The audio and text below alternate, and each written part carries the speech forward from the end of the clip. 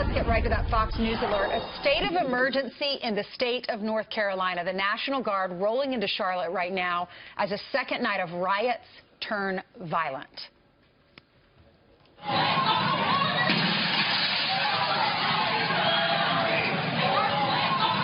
Last night, yeah, look at that. 4 police officers were hurt as nearly 1,000 rioters took to the streets, throwing fireworks, looting stores, and blocking traffic.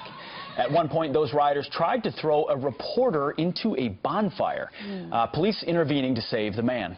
Well, good. Wow. But one protester is on life support this morning. Police say that he was shot by another civilian. All of this chaos unfolding after this black police officer, Brantley Vincent, shot and killed 43-year-old Keith Lamont Scott.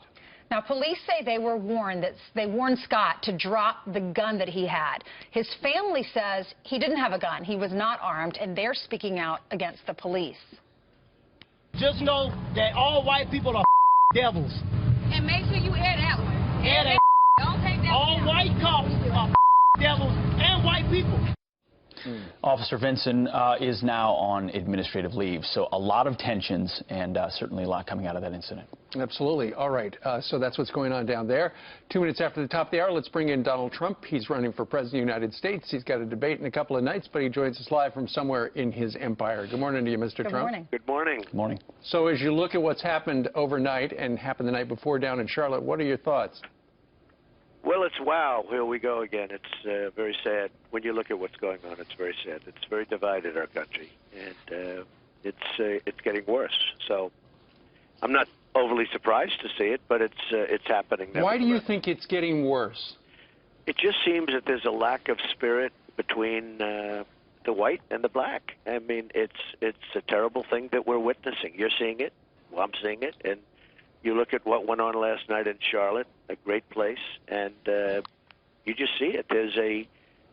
There's somewhat, and I see it even going out. There's such a lack of spirit. There's a lack of something. Something's going on that's bad, and what's going on between police and others is getting worse. Mr. Trump, what would the message be of a President Trump to these rioters, to the anti-police protesters?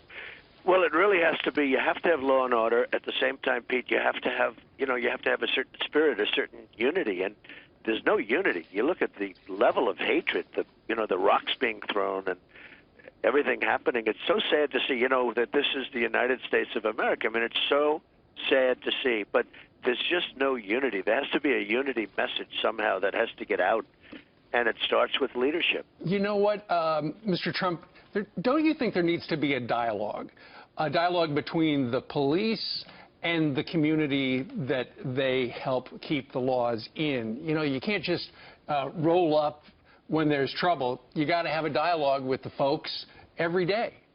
Well, that's true, but if you look at Dallas, there was a dialogue. They prided themselves on dialogue, and they were constantly talking and meeting and having community groups, and that was a pretty rough situation, to put it mildly, a terrible, terrible situation. And, so that sounds good, it sounds right, but there's something deeper than that. I was glad to know that you had a dialogue with hundreds of African-American community leaders. You had that yesterday. It was supposed to air last night, and then for Hannity for the town hall. Hannity didn't end up airing that because he was live on his show for 2 hours last night, so it's going to air tonight. We're all looking forward to seeing that.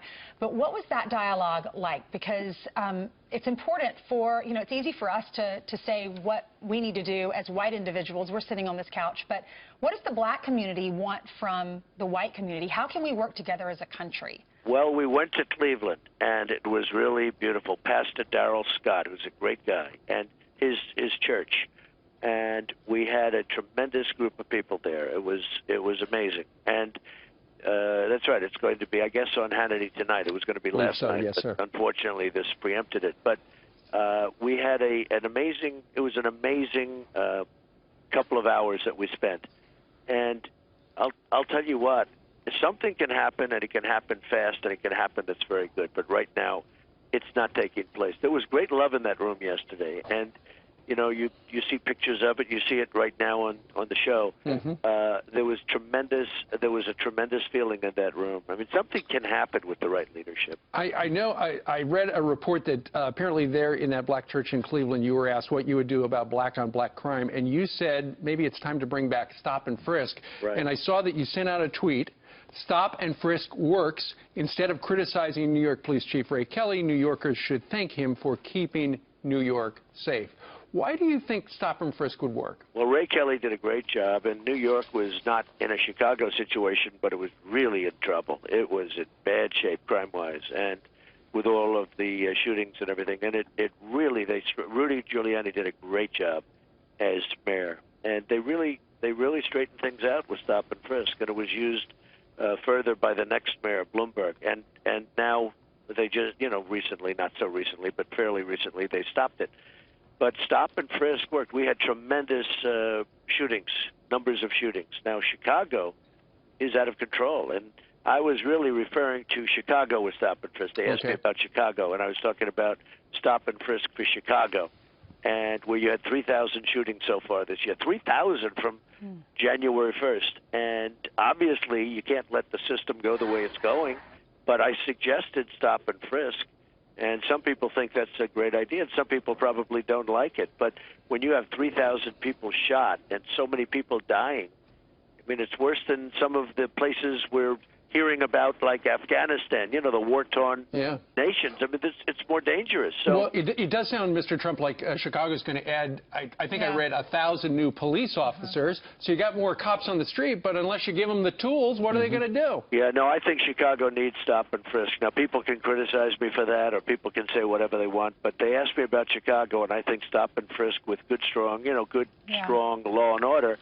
But you have to do something. It can't continue the way it's going. Will you explain what that is to my folks down in South Carolina that don't really deal with stop and frisk? What exactly is it, and what are the pros and cons? Well, there are different levels, and you have somebody coming up who's the expert on it. But basically, they will, if they see, they're proactive, and if they see a person possibly with a gun, or they think may have a gun, they will see the person, and they'll look, and they'll take the gun away. They'll stop, they'll frisk, and they'll take the gun away, and they won't have anything to shoot with. I mean, how it's not being used in Chicago is, to be honest with you, it's quite unbelievable. And you know, the police, the local police, they know who has a gun, who shouldn't be having a gun. They understand that. Sure. Stop and frisk for the most part is where you give cops more power to quiz passersby if there is reasonable suspicion. That's right, absolutely. And in New York, it took them, I mean, the numbers were unbelievably changed. I don't mean just a little bit. It was, you know, massively changed. And it became a safe city. It went from an unsafe city to a safe city. That's right. Well, Mr. Trump, moving to politics a little bit, yesterday you must have been pleased to see a set of 3 new Fox News polls coming out of the battleground states of Nevada, North Carolina, and Ohio. We're going to put those numbers up on the screen for our viewers. In Nevada, you now lead Hillary Clinton 43-40. In North Carolina, your lead is at 45-40.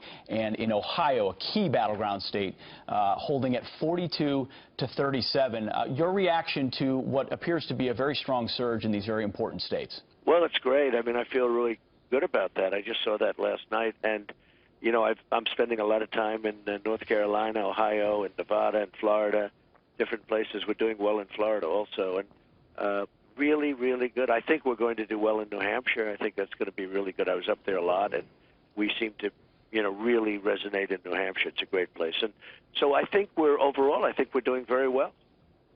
Yeah.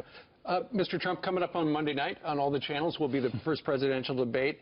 I know in the media they've been talking about whether or not the moderator, in this case Lester Holt, should he be a moderator and just ask questions, or should he be a fact checker where he asks a question and then if somebody says something that he thinks is wrong, then he's going to interrupt and try to correct the record. What would you like to see, a moderator or a fact checker? Well, I think he has to be a moderator. I mean, you're debating somebody, and if she makes a mistake or if I make a mistake, you know, we'll take each other on. But I certainly don't think you want Candy Crowley again. She was wrong. Well, and she turned out to be wrong. I I really don't think you want that. That was a very pivotal moment in that debate, and it really threw the debate off, and it was unfair.